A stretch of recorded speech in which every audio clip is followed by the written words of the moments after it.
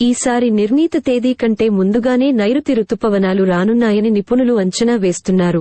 దీంతో దేశవ్యాప్తంగా విస్తారంగా వర్షాలు కురుస్తాయని చెబుతున్నారు.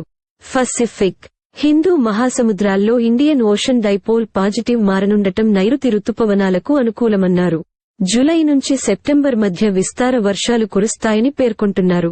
గతేడాది కంటే అధిక వర్షపాతం నమోదయ్యే అవకాశం ఉందని నిపుణులు అంచనా వేస్తున్నారు.